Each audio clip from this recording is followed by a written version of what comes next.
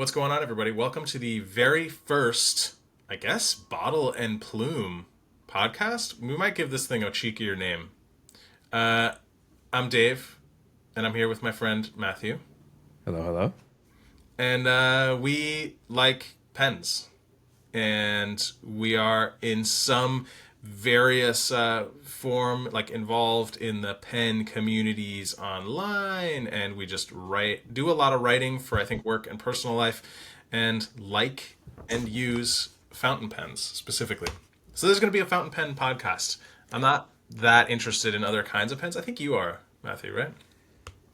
Uh, I used to use other pens. Now I just strictly use fountain pens. I Yeah. found the newer model, and I'm like, who is this old one? Yeah.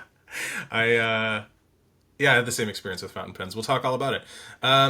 We're planning on talking about a couple things, so you can expect. We're going to keep these short. I see these like 2 hour pen podcasts, and honestly, I don't have the time for it. I'm never driving that long or doing anything. So we're going to try to keep these short. Maybe even if we run long, we'll split it into multiple like episodes with different topics. But we're going to talk because it's the first episode. We have to, I think, legally talk about how we got into fountain pens, a little bit about like how we see them. Are they collectibles? Are they tools? Are they a piece of art on your desk? How we use pens in our day-to-day life, like how they actually fit in, and then various kind of things about like our preferences in terms of pens, papers, etc. And that's just where we'll start. um, Matthew, do you want to talk about how you got into Yeah, this? I will. I will. My I got this Lamy Safari for Christmas in a white elephant or Secret Santa, one of those things where you exchange gifts and whatever it is. I got this Lamy in the Christmas gift, and I was like, I never used a fountain pen before. Let's try it. And it came with that. It came with the traditional like cartridge that comes with it. This is actually not from a Lamy, but whatever. So I used it and I was like, this feels nice. Like when I first put it on the paper, I was like, this is really nice. Like it glides, but it scratches at the same time. You know, it's light. You don't have to put like any pressure to get the ink out. It just kind of floats onto the page, and it just felt good to use. And I was like, whoa, there's something here. And then like fast forward a few months, like these sort of cartridges dry out very quickly, and it dried out, and I was like, oh, all right, well, this is done. And I was just like, well, I guess my fountain pen arc is over. I'm done. And I didn't know about converters at the time, so I was like, what do I do? Do I get another ink? And I did. I got another ink cartridge, not a converter, put it in, but it was still dry inside, and I had to clean it out. So like I was just like, I didn't know what to do, so I started researching a little bit and say like, how do I do this for real? And here I am. That's awesome. Yeah, I feel like it's such a common story, is like the community kind of like undersells all the stuff you actually have to just be like at least somewhat familiar with to just have a good time using fountain pens, Yeah, because exactly stuff like that, especially at those much lower price points, with a few pens excluded, it's like you're gonna have like not the greatest cap seal probably, and like your pen will dry out in a couple weeks, and like then you're like googling how to clean fountain pen, and there's people dipping it in alcohol. I yeah, Let's just say I know someone who dipped their first Safari, no names named, it's me, into a bunch of alcohol, because it's like that's a solvent. Like let's solve some stuff yeah, out of here. And turns out it's actually okay with the type of plastic that Lambie's use, but it would have yeah. obliterated like a nicer pen. Yep, yep. So there's just so much that you like don't know. You're like, it's a pen. I'm used to a 10 cent like Bic roller ball or ballpoint. And like I'm assuming I'll just treat this pen the same. So yeah, similar story for me. I actually grew up writing with fountain pens, and I grew up in the middle of Europe, where in elementary school when we started writing cursive, that's when we switched to using fountain pens, and so I wrote with fountain pens kind of as a kid, and then really, it's like in the U.S. That's not a normal, No, common thing to yeah, write with. And as Matthew and I are both kind of in the tech industry, and there's as you grow, you would think, oh, technology, right? Like you're just typing all day, and yeah, you're typing all day, but there is tremendous occasion especially as you become more senior, to take a lot of notes. You know, you go from like banging out code in a text editor all day to like having a lot of meetings. There's no native text editor for that. It's like and I tried, for years taking digital notes, switched years ago now to handwritten notes and kind of refined my own system. I think everybody's got to fine tune their system a little bit, till I found something that worked, and then kind of made that final switch back to fountain pens when I was like, I think it was with a Lamy Safari too. I was like, hey, I remember these. Yeah. I think I wrote with one of those Pelican Kids fountain pens as a kid. The leapfrog tablet of pens. Yeah. Exactly. Anyway, yeah, so the experience was just like suddenly night and day. I was like, oh, this feels good and requires no pressure. I was, when you switch from a ballpoint to a fountain pen, you first realize like, oh, I'm pressing too hard all the time. It makes my hand tired. It hurts my hand. I'm, just pushing all day long on this paper. And it just sort of like opened up my eyes. Like, hey, I spend probably 2 hours a day easily, and some days more, writing notes at some cadence.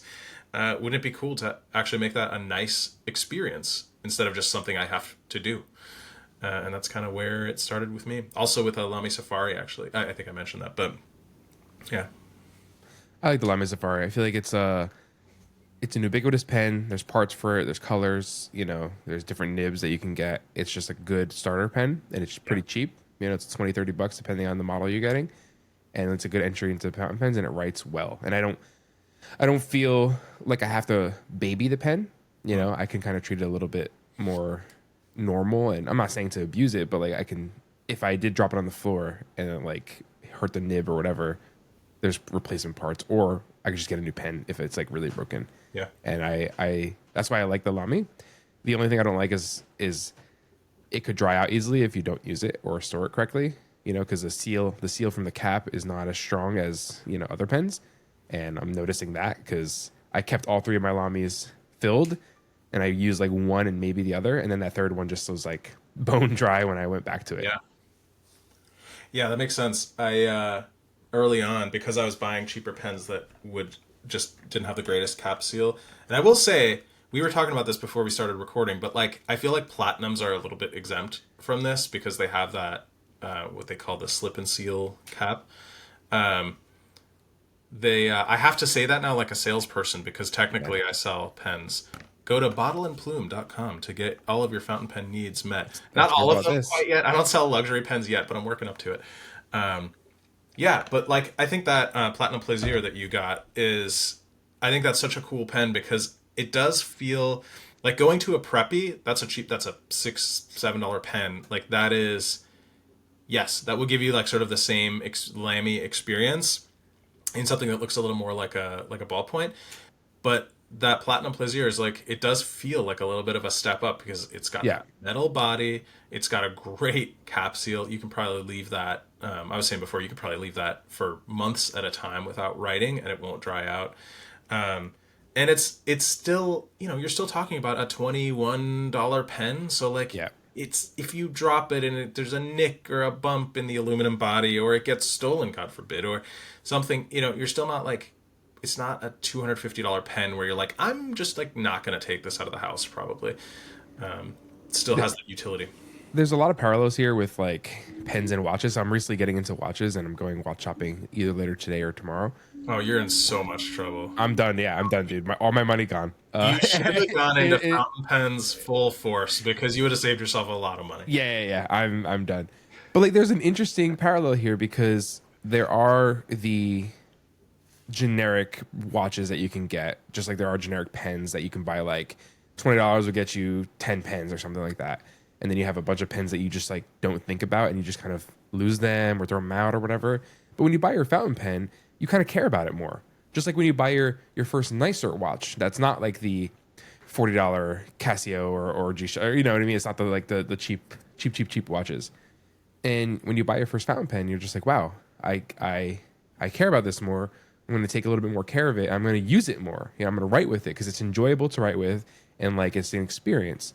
And for me, that's what I transitioned to when I went to a fountain pen. It doesn't work on all, like obviously fountain pens don't work on all piece of stationery, and we'll talk about stationery in a minute. Oh yeah. You know, you get some of that mail that comes in that's like very waxy. You can't write on that with a fountain pen. It'll wipe right off because there's nothing to really adhere to. But it's, for me, it's enjoyable. Like writing, I see it like writing is thinking, right? And everyone's like, "Oh, but I could type and da da da." Like, no, typing is not thinking, because you can just like, I can look over there and type whatever I need to type, and like not really think about what I'm putting on in the computer. But when I'm writing with my fountain pen, I'm connected to what I'm writing and I'm thinking about it. And there's a little aspect of, you don't actually want to overwrite with your fountain pen because there's a limited amount of ink before you have to refill it, right? Like You want to make it count. you want to make it count. So you're not just like writing filler arbitrary words. You're writing words that matter, and you're kind of thinking about that, and that connects you more to what you're doing. And I like that. I've caught myself doing that sometimes, where I'm like, oh, I'm just rambling on in this sentence. Yeah. I shouldn't do that. One, because it's not good for like my notes. And it's not good for what I'm actually writing. Yeah. And two, I'm gonna have to fill my pen up sooner. You know? Yes. No, I think that's such a great point. And I think it cuts right to the heart of why I actually of how I think about using fountain pens for thinking. Like writing is thinking. Clear writing is clear thinking. A lot of times, you'll have like some thought bumping around in your head, and it's like plaguing you for a day, and then you write it down, and you realize it's actually, when you clearly write it out, it is 3 sentences. It's one thing, and you feel such like relief. This is more of like for like a journaling thing, but also sometimes you think there's some problem you can't solve, because like thinking in your head just is not as, it's buggier. It's just not as rigorous as being forced to write something out clearly. And just like you said, the beautiful thing about a fountain pen is like words aren't, when you're typing, words are like free. Like, okay, there's some electricity cost to it, but like I can type along at pretty much the rate that people speak at, for example, but that's not actually helping me. I'm not really thinking about that deeply as I'm writing it. And there have been studies that are like, pens, writing by hand specifically, forces you to write slower, and being forced to slow down helps your brain spend more time thinking about each thing you're writing down. Like that in and itself is helpful, and studies show that. Go for it. You walk away from writing physically with knowledge kind of in your brain and the content solidified in your brain. When you do typing notes or electronic notes, or even like AI assisted notes where you have an AI thing join the conversation and like summarize things for you, you're essentially deferring the thinking. Like here's how I see this whole thing. When you write physically, you're active, you're present, you're thinking about the content you're writing, and you're doing that writing is thinking motion. Great, because your brain's involved, you're actively thinking about the content. When you do this sort of digital writing or AI assisted writing, you're not actually doing any thinking. You're actually just indexing things. That's really what it is. You're like indexing things for thinking to be done later. You're deferring that thinking. Yeah. And in many people's cases, they never come back to do the thinking on those things, because they're like, oh yeah, the AI thing caught the conversation, or the, Obsidian notes or whatever. Like it's all there somewhere in my mess of Obsidian notes that I can go find and search. But you never thought about the topic. So you have to now go find the topic and then rethink about it later. And that's harder, because now the time that's passed between when you first encountered that topic to when you need it again has passed. And you're just like, wait a minute, what is this again? So that's where the writing, even though you go a little slower with writing physically, you solidify the knowledge and you kind of keep your brain thinking about what really matters. And then you just get that focus state. And I love it. Yeah, same. I also find that I've always found that when I handwrite notes, and I've insisted my whole life on taking notes by hand, although I have done lots of experimenting with kind of more digital note taking, and certainly in our industry, there's no end to the amount of nerdery that you can get into. Yeah, I've used Emacs with org mode. Yeah, I've just used a Vim buffer. Like, there's a million ways that people try it digitally, not to mention probably thousands of apps that help you store infinite knowledge that, like you said, you'll never look at again. But as soon as I handwrite something, I almost don't need to reference it again, because I can just recall it. Yep. It's just in there.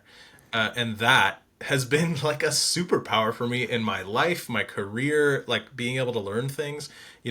I think no matter whether you go to school or not, you have to do a ton of learning to get into tech. Yeah. But I remember I knew from an early age that I didn't go to college and I wanted to be a programmer. I wanted to understand the math that's required for engineering. And so I knew there was no way, unless I became really efficient at learning, to accomplish any of that stuff. And those habits, like just handwriting notes, like studying with zero distractions, and like taking slow handwritten notes, trying to really rephrase, figure everything out, and then also doing other kind of like learning. I wouldn't call them hacks, but like things that just are proven to work, like summarizing and immediately attempting to teach it to another person, even if you just sound a little weird talking to yourself in a room to a pretend person teaching the thing you're learning. But like handwriting is a huge part of that, and that has literally made my life possible. Like the career I Yeah. have, the Yeah. kind of security I have, being able to start businesses. No one knows this. I'm sure it's the same for you, but Matthew and I are mildly famous in the tech community, with somewhat largish online followings for very specific like tech things. But like you can't generate that type of content or value for people if you're not thinking clearly, like really doing the hard work of thinking, taking notes, and then going, because the first thing when you know something and you're like, great, I'm going to teach this on the internet, the first thing you realize is like, I better go back and make sure I really know Yeah. this. So you're studying again a thing. No, it's you brought up a good. And sorry, someone was pinging me. That's why I was a little distracted there. You recall versus reference is the point, honestly, and people underestimate the value of recall. Yeah. Because it's not. It's funny. We're in this AI world right now, and everyone's like, putting a bunch of things into AI, and then there's this whole, hey, but I've exhausted the context of my AI, model. I need to compact the context so that I get more tokens again that I can use. It's the same thing with your brain, right? Like your brain operates in a similar way where Chunking. Yeah. yeah, you chunk things together. And when you're doing the recall aspect, like if you tell the same story 10 times, you're not going to tell it with the same level of detail when you first experienced it. You're going to like cut things out and kind of compact it over time and just focus on the things that really matter. And that helps narrow your recall down and helps really narrow and think about what about that story matters. And I'll store that in my brain, So because there's this group of people that are like, oh, I favor referencing everything so I have information on demand when I need it. And it's like, but you're not exercising your brain. You're hurting your brain actually because Yes. your brain needs that sort of exercise and fatigue to It needs grow. the pressure, like you were It needs saying that before. pressure. Like if Yeah. you're kind of externalizing the keeping of data, like to an AI tool or to like quickly written digital notes that are stored in an endless ether, where like literally it has endless capacity to take your notes, then your brain has that feeling like, oh, something else is taking care of this. I don't need. It's not important for me to remember this, Yeah. and everything suffers. No, and it's like people also on the same time they think that, oh, if you optimize for like writing is thinking and that recall, that your brain has a limited amount of capacity and then too much recall, like my mind, like no, it's not. You know how many things your brain is doing every second? Every nanosecond, your brain is the best computer on this planet. And people are like, your brain's not a computer. Yes, it is, because computers are responsible for taking analog signals and representing them differently. What is your brain doing constantly? Figuring out gravity, figuring out sound, figuring out touch, sight. It's processing all these analog inputs so that your body can interpret them. And it's just like your brain has that capacity. You just have to kind of train it. And when I'm writing, that's when you're just like you're focused on it. You're focused on writing, you're focused on the content, and you're allowing your brain to do like active thinking on it and that sort of like passive thinking on it, where there's been times where I wrote something down and the fact that I wrote it down meant that my brain thought about it now. And then later on, I'm doing something else, like cutting the grass. And I'm like, wait a minute. I hit something. Hold up. Yes. And you can like picture that text in front of you in a I way can that's picture that text in front of me. I know what I did. I know the pages on. I know the color ink I used for it. And I'm like, oh, yeah. Let me go back and modify that. And in those cases, like if I'm away from my pen and paper, I will put a note in my phone or something so that I can come back and think about it later, because obviously I don't have access to the tools. But like I do go back and look at it and I cross things out and I whatever, and it's amazing.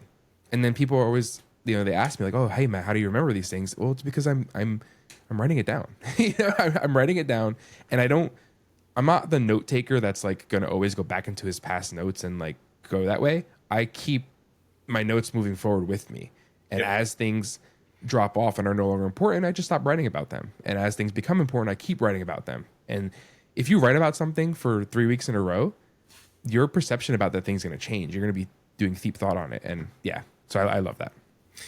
I think that is spot on, like with how I think about this too, is like you are essentially and fountain pens, like to kind of get back to the more superficial topic here, like fountain pens are a great tool if you like them, Yeah. which like most people, if you get into it, like you will really enjoy writing with a fountain pen. It's a way of like tricking your brain into doing that critical thing, which is deep thinking on something and slowing down to just think about something for a while, whether you want to or not. Because if you start by just focusing on the fact that it feels, what do I have next to me? This is brand new. I haven't actually written with this yet. It just got here from Pen Swap. But this is a Waterman Carène, Nice. the arguably the fanciest pen I own right now. And it's That's noise. it's a thing of beauty. Yeah. And just, I might, even if I don't feel like, oh, I don't want to think about something hard right now, like that's a completely, it's like no one wants to work out. Most people don't want, like get up wanting to work out, but you start and then you're like, hey, this is like kind of awesome actually. Like this feels good. Like it feels good to use your body. And it's the same thing. You start writing and these beautiful pens trick you into thinking, into thinking about stuff deeply. And then you're in the flow state and you can just keep going. I know that these work because I got my wife addicted to them too. When I had my fountain pen and I was writing with it more, she's like, "What are you doing?" Da da da. And I let her use it. And she's like, "Wow, this is smooth. It feels good." So I bought her a couple of Lamy Safaris and one of these platinums as well, and she's using that. And it changed the way she's writing. She's writing much more than she used to, and she's more organized. And when like orders go out for customer things, she's writing things for the customer order. Versus you would normally print something out and like put it in like as a packing slip or whatever. She's now writing a handwritten note being like, "Oh, thanks for the chocolate order, blah blah blah." Similar to what you did when we ordered from you. Like it's great. It just changes the way you approach things, and I think everyone should at least try it. Try a Lamy, get started there, get a converter for it, and like just write with it a little bit and just see how it feels. It's the perfect blend of like art, history, technology, engineering, right? Because there's technology in here. That's how this all works, like the capillary action and how ink gets from the pen to the paper, and it's just, I don't know, it's nice. It's nice. Do you want to plug her business? Because someone out there just heard chocolate and was like, where do I order? Yeah. Lilyandsparrow.net is the site. Lilyandsparrow.net. And you can find her just by searching it. And yeah, she runs that. It's really cool. I think you hit something important, which is like it takes almost nothing to get started. Like I don't know if anyone who's never used a fountain pen is listening to this. Like why would you? But good for you. But it literally takes like you said. If you spend $20, the cost of these days, the cost of like a meal at McDonald's or something. Yeah. You can have this thing that's just going to last you for years and years and years, and all you need is a Lamy Safari and a cartridge that it comes with to start with, or even if you want to spend less than $10, a Platinum Preppy and the cartridge it comes with already, like you're good. If you never want to buy a converter, you can still use the ocean of inks out there by getting a blunt tip like syringe and refilling the cartridge when it's like rinsing it with the syringe and then refilling it. It takes 2 minutes, and now you can access every ink out there with your $6 pen. It's it really has become, through like modern manufacturing and stuff, very very accessible to at least try. So like seeing if this is for you, if it's a way that is able to kind of beautify this this process that's so important for our lives, like writing things, learning things, remembering things, and doing our jobs that we get paid to do, then there's like almost no downsides to trying it. There's very little cost attached. I will literally go across my house and be like, "Wait a minute, I got to get my fountain pen to write this down, or to like write this checkout or whatever it is." And it sounds, I guess, posh or whatever, but it's not. Like, it's the tool you're using. It's no different than you getting your phone to go call or text someone. Like that's the tool for the job. So you go get the tool and you go use it. And I love it. Yeah, and it's a perfect gift. That's how I started. Someone gave me one for Christmas, and I got into it, and it was great, and I felt good. That's, you could also, if you're listening to this and you haven't used a fountain pen, yeah, why are you listening to it? But you probably know people that aren't into fountain pens, and you can like start their journey off and give them something. And I have to say, contractually, I'm legally obligated with myself to say, if Buy it you at are Bottle and Plume. considering giving a gift, yeah, I sell. So I try to put a lot of thought into like what I would, because I sort of penabled my wife also, and even my mom, who spent a lifetime writing with fountain pens, kind of hadn't used them in a while, and I wanted to make her a little package that could kind of get her started again. So I spent a lot of time trying to make them as cost effective, but also like there's everything you need in there. Yep. So people could kind of gift them. So they include a starter pen. Essentially, it's either a Jinhao or a Pilot Kakuno, and a converter so they can use all the inks I wanted. I wanted everything to have a converter so that people can kind of use all the inks right away. It includes some ink samples, and it includes fountain pen friendly paper, which is a kind of the next topic I wanted to talk about anyway. So Yeah, let's talk about stationery. bottleandplume.com. You spell the and out. I don't know if I have to start saying that, but bottleandplume.com. Same thing with Lily and Sparrow. You have to spell the Yeah. and out. So, yeah. Let's talk about paper. Yeah, paper is super important with fountain pens because, as I mentioned earlier, you can't just write on any paper, right? Like a more waxy paper that comes on more like hard stock for advertisements, the ink just won't adhere to that, and the pen won't even write. You know, the ink has to kind of be pulled out of the paper, and you'll know this like if you get a paper towel, and you probably shouldn't do this with paper towel because they're a little bit more a little bit more coarse fibers, but if you get a paper towel and you like touch the nib of your pen, ink will be sucked out of the pen onto the paper towel. So like you need paper that's going to act like that, right? Where it's going to draw the ink out pretty well. And there's no shortage of paper out there. And honestly, the average notebook at whatever store you have, office supply store, will work for fountain pens. Yeah, The only it might feather where like the ink kind of yeah, spreads along the paper fibers. It might not look great. One thing that can help with this is because like some of those papers, even some fancy papers, I've heard like Moleskine, yeah, and some of the Leuchtturm papers can be like too absorbent almost, where they'll just pull too much ink. Although the Leuchtturm is nice and heavy, so it won't like bleed through and stuff. right. But writing with a fine or extra fine nib can help because you're just putting down less ink, so you're just Yeah, less likely to have bleed through. So that's when I am using like paper wherever I am. I usually have a fine nib with me, like a pen with a fine nib, because it's just much more likely to just work on that 50 cent like one college ruled like yep. notebook that someone has lying around, or a check or whatever. I have fine or extra fine nibs as well. And for paper, yeah, you have to kind of understand if the paper's going to pull so much ink, or if the paper's coarse and the fibers will rip off the paper. Yeah, And I'm not saying rip as in like a tear. It's very micro, but those fibers can get caught in your nib and like clog the nib a little bit. So depending on that paper, and that's also has to do with your writing pressure. If you're putting too much pressure, you can like pick out more fibers. Blah blah blah blah blah. There's this whole thing. I don't know how to you pronounce it as well. How do you say well, I grew up in the right country for it. Leuchtturm. Leuchtturm? Lighthouse. Yeah, lighthouse. Is that what it really called? It stand for? Yeah, yeah. Nice. Leuchtturm. I can't say that as well as you, obviously, I feel but like the Americans say Leuchtturm or something like that. I said lectrum, but Lectern. There you yeah. go. There you go. I'm not gonna They judge. good stationery provider. They have a bunch of notebooks. This is one that like Oxide gave me for working. It's the paper here is phenomenal. I have a couple of their notebooks. I have a like bigger B5 papers, and you probably can't see this as well, but I have bigger B5 papers. Yeah. Never had a problem with bleed through on these, and it's just been a phenomenal notebook to write with. I mean, like, look at this. I mean, yeah, I wrote a bunch of stuff in here. I don't even know what's written here anymore. Just taking notes and like calendaring, but never ever a problem with bleed through, and it feels so good to write on this paper. That's real nice. Yeah, I've got an A4 Leuchtturm sitting over here, a hardback, which is like love that thing. I'll add some of my recommendations, and then we'll talk about size because you just mentioned it, and I think it's like important to think about a little bit. So this is Clairefontaine paper, and this is Apica, I Oh, think. that's nice. This is I actually really like this. It's cheap for what you're getting. I think it's a really cost-effective paper, and even the Clairefontaines, honestly, there's enough That's sheet. A5, right? Yeah. So this is an A5 and this is a B5, and I Yeah. prefer Same. the B5, honestly, because so this is like I'll throw this in like a backpack or something if I'm going somewhere.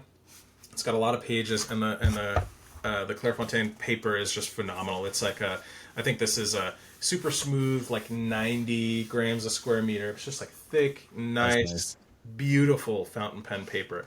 Um, the Apica paper is, I think, also great. I wouldn't say it's as good, but it's smooth and nice and lovely.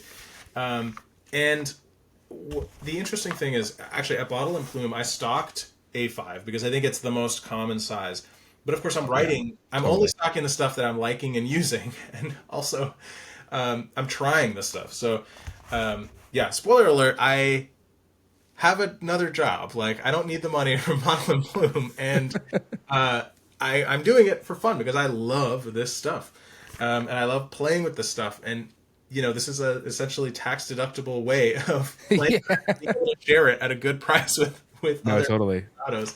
So I am trying everything that I stock, and one of the things I noticed after buying only A5 size notebooks is like it's just too small for It's me. too small. I You can't do it. open an A5 and write on it. It's like I have, I think we both have fairly large paws, and like my hand is already hanging off the end when I'm really not even You're having. like 3 words in, and your knuckle is already hanging off the side. And I'm right-handed. I think you're right-handed. Yeah, So like you're writing on the right hand side page, and your hand's hanging off the right hand side page, and you're like 3 words in, and it's like this sucks. yeah, Yeah. yeah. So You're always feeling the edge digging in. It's just a little too and small. everyone gives you A5 Yeah, notebooks wherever you go, conferences or whatever. They hand out the A5s. I switched to the B5 as well. Like so, the oxide book that we give out, the notebook, same notebook, right? It's Electrum, but it is A5. But the B5, I'm trying to get them to stock the B5. I It's get it. so much better, and it's like the size isn't really even a problem Yeah, because any wherever the bag A5 that's big fits, enough for this. At least I'll say yeah, this. yeah. Maybe not if you carry like a purse. Yeah, if you carry a purse or something I like can that, an see A5 the is great. A5 being like the Yeah, max you can fit in there if you don't want to go really small.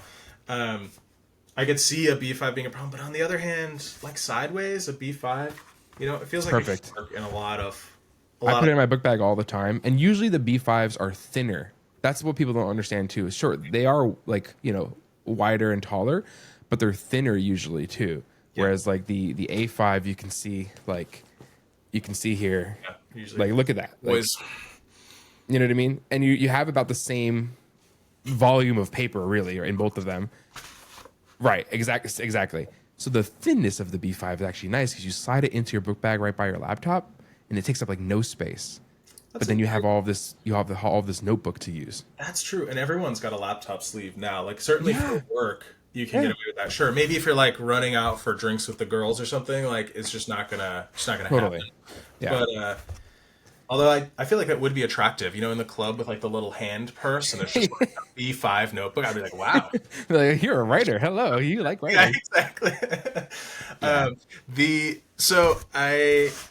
I'm totally with you. I just this isn't that much bigger, right? But like no, it gives me so much more what feels like usable and comfortable real estate for writing that it's like no contest for me. It's the B5, and I think I'll be stocking mostly B5 from now on because it's yeah. just like I tried to make it happen and it just didn't work for me. So unless I see like it really works for a lot of other people, I'll favor the B5 because I want to be selling the stuff that I love and use and kind of keep it pretty I compact. like A5 notepads though. So like I bought this Oh, off of you. great call. The Yes. the Oh, yeah, oh, you bought yeah. this at Bottle and Plume? I Yeah. bought it off you. Yeah, I bought it off you. I have this notepad, and oh, we didn't even talk about dot, line, blank, any of Oh, that yeah. stuff. We should talk about Next that. episode. Yeah, yeah. But I love this. A5 notepads are the best because Yes. notepads don't have the problem of a spine where you're like kind of hitting in between the edge of the And you're notebook. always bending. Most of the page is bent along the spine, and there's that bump, Right. like Yeah, in yeah. there, and it's So they don't have that. So you feel like you get more usable real estate here on this A5 notepad than you do with an A5 notebook, but also it's throwaway. Usually, what you're doing is throwaway notes on this stuff. Exactly that stuff. Lift weights, which you haven't done. I see on there. Steve was unchecked, dude. Wow. Called his ass I out. give you everything and you repay me with this? You monster. And then like if you get a more premium notepad like this one, you see how the fold like it's has like lines for folding, so it folds up nicely over Yeah, the top. it's like made. Perfect. It's made to be a notepad. And I love this thing. And this is what I'm using for all of my taking notes. I've been using this for years. Same exact one. It's the A5 Rhodia dot grid. Yep. Again, stellar paper. I actually spilled ink. Actually, I'll show you. I had a huge ink spill on this yesterday. Oh yeah. It did not bleed. Doesn't go bleed, yeah. It's incredible. Like I just dumped ink out of a bottle onto this thing. Yeah. Fantastic. I know you want to keep these short, so I don't want to go overly over. No, it's fine. I wanted to say one more thing about these. I'll probably do a separate, like maybe we'll talk about how we use this for like to integrate with our digital and analog. Yeah, that'd be great. We should do like it. Systems, but for any engineers or tech folks or people that are doing a lot of stuff out there, yeah, I use this. If you're familiar with programming, I call this the stack. This is my stack. It's my mental stack. So the thing that happens and it might happen outside the tech industry too. It probably does because like if you've ever fixed a car, or needed a tool for something, this has happened to you. You're in the garage, you try to do one thing. It's like then you realize, oh, I need the tool for this thing. You go get the tool. Then you realize, oh, some other thing needs to get fixed before that gets fixed. Then you need to do, so you essentially have this like branching tree of stuff you need to do. And I think programming and tech is like even more like that than most real life things, because in real life there's like a spatial limit to how many things can need to happen, which we unfortunately don't have. And so what I do is like I write down the thing I started working on at the top, then the first thing I get distracted by until that's complete, and if it's not complete and it branches again, the next thing. And this is essentially a stack that grows down just like in computer science. It depends on the architecture, I guess. And I stopped getting lost when I started doing this years ago. It's like my work started getting complicated and distracting enough and not just like black and white, I know what to do. When you stop being a kind of junior engineer, that easy work stops, unfortunately. Where is that? I want easy work again.